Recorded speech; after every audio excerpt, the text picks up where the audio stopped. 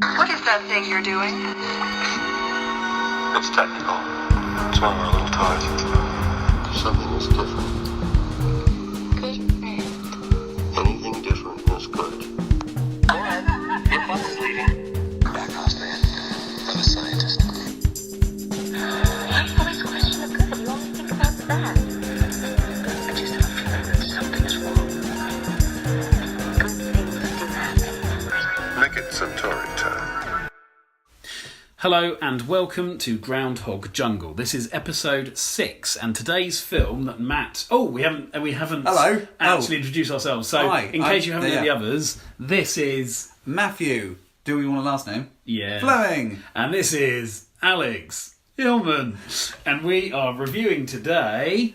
It's called Where the Buffalo Roam. Where the Buffalo Roam. Wait, Alex, did you film that? What? Do you know where we are? Do you know what's happened? No. We're in the 80s.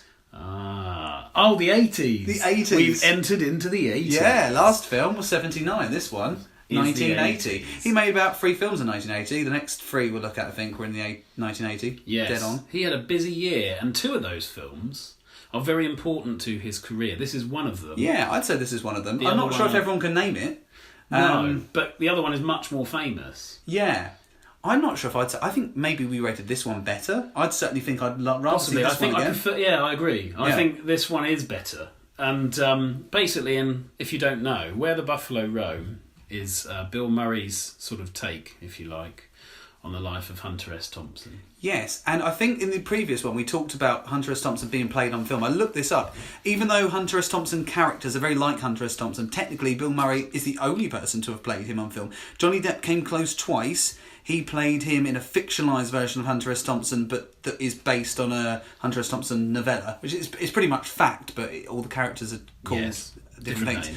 names. And also Johnny Depp was in something called The Rum Diary, Yes. which I think is based on an unfinished script by Hunter S. It's based on something by Hunter S. Thompson, so he's never actually played him. So Bill Murray is the only person to have played him. Is it a good portrayal? Well, he sounds like him. He doesn't look like him. He doesn't look like him. No, he doesn't look like him. I think it is a good portrayal. The whole point of this is to kind of embody the personality of Hunter S. Thompson, and I think Bill Murray took this role really seriously. He really got into it. He really went method. I think he really went method. I think it was his first attempt, but certainly not his only attempt to do some really, really serious acting. Yeah. And so serious to the point and so method that he became very good friends with Hunter S. Thompson. Yeah. Hunter S. Thompson acted as some sort of advisor on the film. He had a lot of input into the film.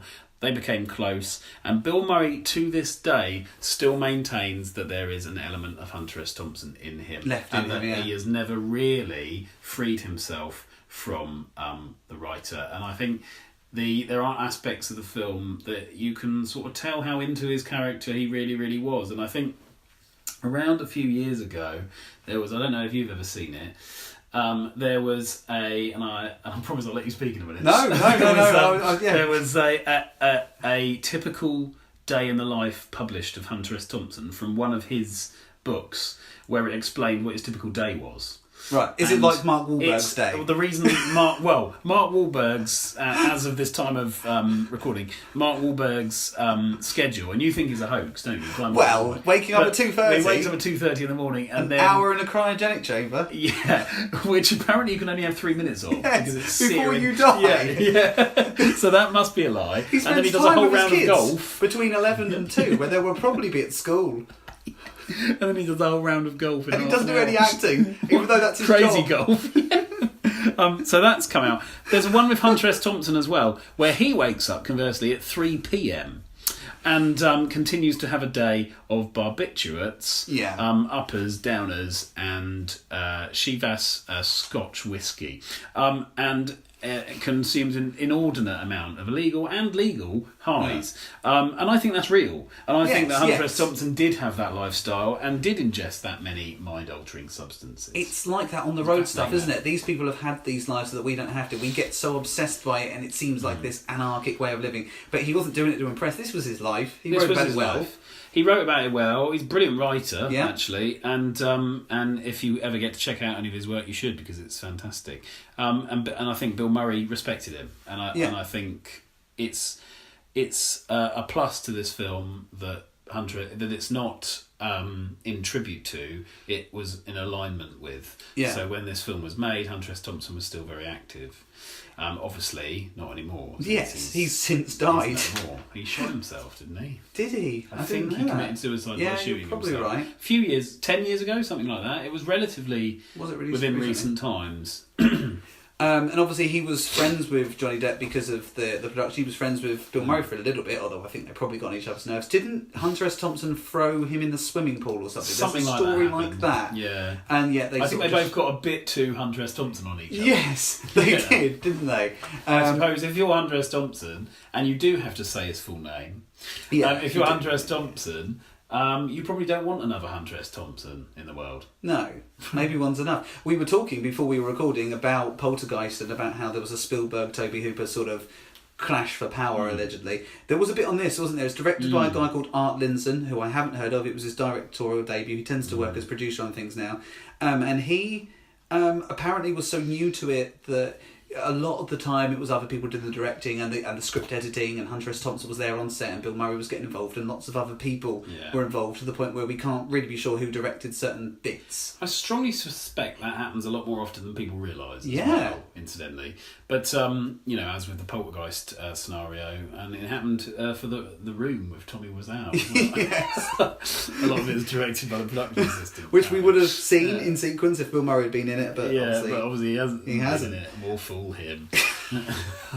It's a really entertaining film. This is a film that's based on the relationship between Hunter S. Thompson and his lawyer, who wasn't called Laszlo. He was called, I wrote it down somewhere, Oscar Acosta, which is pleasingly alliterative-like. It's got some rhythm to it. He wrote Hunter S. Thompson pasted him into loads of things. He put him into Fear and Loathing in Las Vegas. And I think maybe in that film he's called something that's a variant on that. And then he's called Laszlo in this film, Where the Buffalo Roam is based on an essay Hunter S. Thompson wrote when Oscar Acosta died. It was called something like The Banshee Screams for Muffalo Muffalo Beat. Buffalo Beat. This is why they never let me meet Mark Ruffalo. I can't be the only person to have done that. It's been a long week. Hasn't it been a long week? I love it when our professional veneer completely destroys itself. How many minutes in before we haven't mentioned either of our penises yet, though. No, well, we have now. Oh yeah, that's become that. too meta, hasn't it? This is no, Craig T. Nelson is in this. Did you remember this? He's in this as cop on stand. Right, yes. Because it's this moment in the 80s where lots of actors... Otherwise known as the voice from Mr. Incredible, I think. Yeah. Because it's a film of voices, actually. Do you remember Hunter S. Thompson in it? He's always speaking to a recorder. I don't know if he actually did that. I remember that. Bill Murray's sort of hunched over. I think he probably did.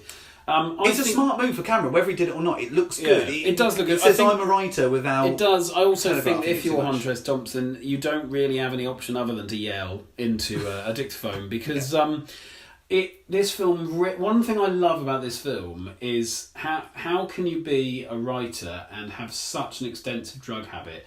This film kind of explores that. Yeah. And it shows how difficult... Hunter S. Thompson found it to concentrate, basically, and to form relationships with and it doesn't glamorise drug taking. I don't think, because it really shows him for kind of the mess that he basically was outside of the page. I think it makes you want that lifestyle regardless of the drugs, and if there was a way to have it without the drugs, and I really don't think there is, it makes you want that. Yeah, and I think I got a bit Hunter S. Thompson-y in my review as well. I read that review now and I think I wouldn't do that anymore. Which is really interesting. Sorry, going off subject a little bit. I feel like I've grown up since I wrote that review. Yeah, so have I. Yeah, well, because it was like 4 years ago now. Yeah. But anyway, that you should check out the review if you do get the chance, because you talk about I think your mum and sister about to arrive, and you compare that to. I think I'm trying to be clever deadlines and sort of not really succeeding, but it's quite interesting to read it anyway. If you want to see me be genuinely funny, read the Garfield reviews. Yes, yeah, you should be proud of those. Or I maintain the Charlie's Angels one. Oh yeah. All the Charlie Sheen one. Anything with the Charles syllable, you excel in. Yeah, thank you. So, but yeah, so let's hope Bill Murray appears in Charlie and the Chocolate Factory. That was a lull. So, Look, I wrote down some lines. Yes. Bill Murray at some point says, I think I'm going to tell my readers that I'm not responsible for anything I write from now on. There's a really good scene that's available on YouTube if you can't watch the whole movie. It's quite hard to get hold of. Where he's being questioned by, it's like a writer's group or like a uni talk. And loads of people are asking him questions and he's talking about the nature of writing. He's so laid back, he's sort of so laconic and stuff, but what he says sort of works. You can't imagine him writing, but he is a writer. But he is a writer, and I think that is quite well, not a common thing, but it's there's quite a few writers who you just don't think of as a writer, but yeah, his performance, I really feel like Bill Murray is acting in this film. I feel like it's his actor. He's finally got to a point where he can perform and can act. I feel like he's learned a bit from his past roles. I feel like there's a real performance going on. I just think it's a really good opportunity to see Bill Murray in a different light, because it really is these older films with a younger Bill Murray where you can appreciate the way he used to approach dramatic roles. Because you watch him in something like, I don't know, Lost in Translation, he's more assured. In this, he's taking more risks, I think. It feels like a long time ago since he played Man Mocking the Disabled on the Street, but it was probably only a few months for him, or not that best long. a year. And it's just incredible to see his growth as a performer. And I suppose this was the first film we saw on our whole list where I really got into his performance, and where I really enjoyed it, and where I really started to feel my kind of love for him. Where we remembered why we'd done it in the first place, which wasn't to see these early rubbish films. No, it was to see stuff, perhaps, it was to celebrate stuff that we knew already, and to discover stuff that we weren't aware of. Yeah. And this is in the latter category. Yeah, and the perfect example of it. We'd never have come across this film had we not decided to do this project. Which is a worry, though, isn't it? Because I wonder, I would like other people to see it. It's not awesome. I always feel like it should be more famous than it is. I don't know why it isn't, other than... Well, I don't know, really. Because Bill Murray's star continued to rise pretty much as soon as it was made. Yeah. How come people don't know this? How come people don't know he played Hunter S. Thompson? It's between Meatballs and Caddyshack. Yeah. Two of his biggest roles, really, even now. Certainly then. And I suppose it's better than both. I'm surprised there's any debate it's better than Meatballs, but lots of people would say so because hardly anyone's seen this. Yeah, I mean, then Stripes came along pretty soon after as well, and this is generally forgotten. But then I suppose this happens a lot. Jim Carrey, I think he did The Majestic in between Liar Liar and The Cable Guy or something like that. And no one knows The Majestic. No. I mean, I've never even seen it, and I speak as a relatively... as a Jim Carrey fan. Isn't he holding out his arms on the front cover? Wings or something? There's an element to that, Tom Cruise, Lions for Lambs in between. Not many people talk about that. I don't know which films that was in between, because Tom Cruise, if you ever looked up Tom Cruise's career, and that's one I'm a big fan of, he tends to release a film a year. If you look on IMDb, he almost very neatly releases one film a year. He's done more lately, though. And a sort of hardcore drama every 4 or 5 years, like Lions for Lambs, like Magnolia. Yeah, I think it was near... What's that film he did where he was a Nazi, but a nice one? That's not Valkyrie, is it? Valkyrie, yeah. It is Valkyrie. Yes, Valkyrie. That's a good film as well. Right. It's got the Saw soundtrack on it. I remember watching the trailer for Valkyrie, and they had the da-da-da, da-da-da, da-da-da-da, and I thought, that's odd. That's used a lot in things now, though. It's like the Halloween theme tune is used in things to indicate it's a horror. I've seen it in a lot of TV things. That's... Anyway, I don't want to watch a Saw film now. Look, but we are getting a little off Bill Murray. Hey, I want to say this... Who is the other guy in this? Is it Peter something? We looked him up. Boyle. Peter Boyle, right. Yes. He's great, isn't he? So he's great. You'll know Peter Boyle... Sorry, I'm just having phone issues here. We'll have to read the time upside down. That's okay. Peter Boyle, you will know, or you may not know, but I would have thought you would know from Everybody Loves Raymond. Yeah. If you are a TV... He is the dad of Raymond. He is. He's dead now, sadly. As is his wife in the show. Yeah. As is one of the Sweetens. Dead. Also, if you've watched The X-Files, there's a classic episode, one of the comedy episode called Clyde Buckman's Final Repose. something like that. And he's in that, and he's brilliant in that. He sort of totally gets what the script's trying to say. He does here as well. He's great. This isn't just Bill Murray. This is, again, another actor discovery.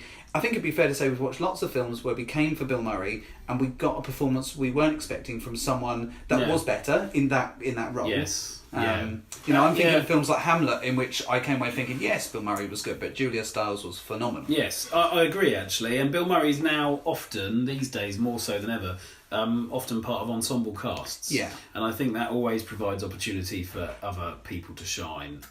We recently saw, was it Isle of Dogs? Yeah. Which... that's me reviewing that, isn't it? Yeah? Yeah, yet I've to lost review. it. But it will happen, you know. We'll probably podcast it before we way.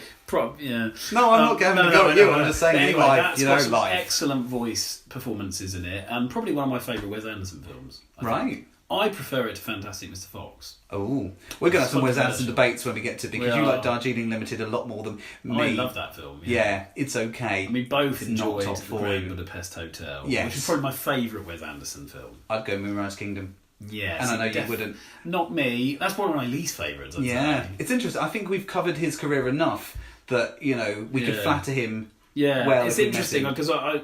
Anyway, we're not talking about Wes Anderson now. What we are we'll have talking 6 about or 7 different opportunities. Is the not as well known as Wes Anderson director Art Linson, who did a good job of this. Film quality wise, it's dated. It doesn't look as polished. It probably isn't as good, although I haven't seen it. Fear and Loathing in Las Vegas or The Rum Diary. It's probably not just as. But equally, but on the other hand, you get. I feel like you get more of Hunter S. Thompson in this. It's more of a drama because you get more of him as a character. I love the relationship between him and Peter Boyle in the film. I think for me one of the fascinating things, and I'm sort of saying this without a kind of intention to spoil the film, because I don't think this will. But I love the way. Hunter S. Thompson is sort of introduced as this complete mess of a character psychologically and physically, really.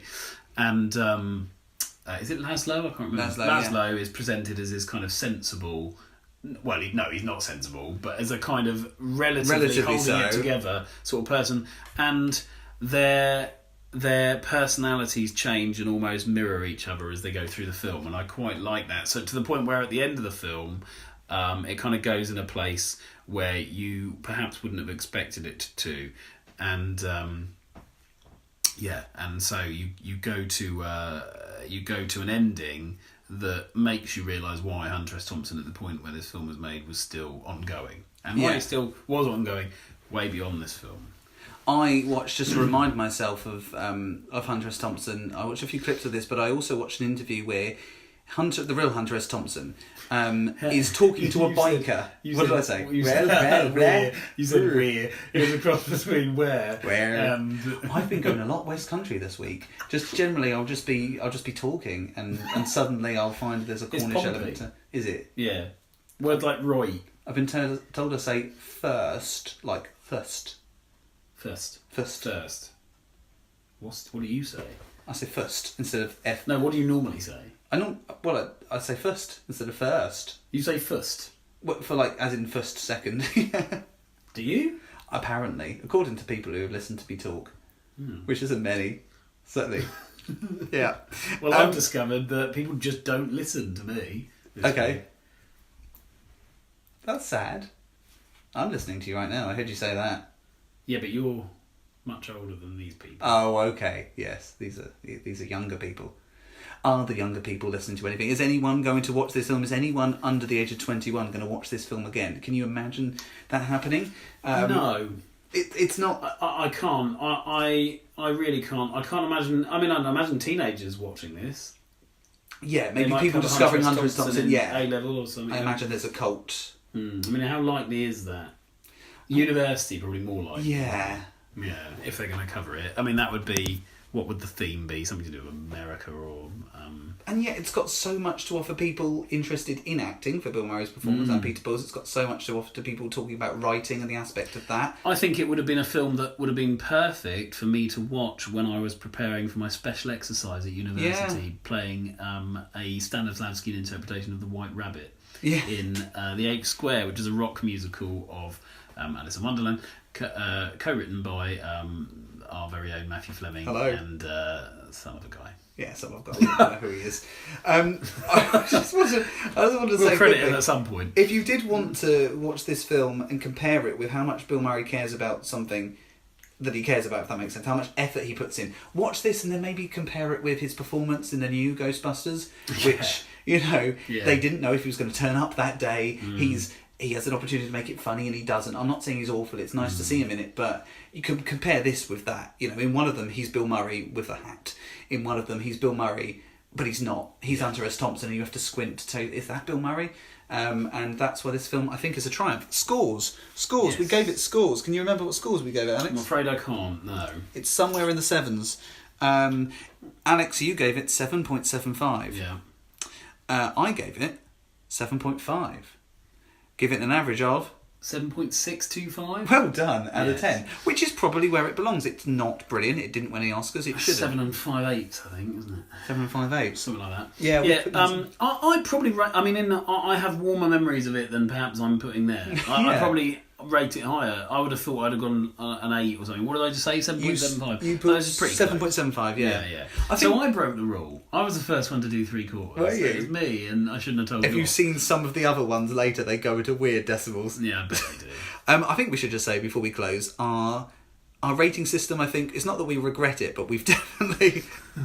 I said just a minute ago, Moonrise Kingdom was my favourite Wes Anderson film. My marks do definitely not reflect that.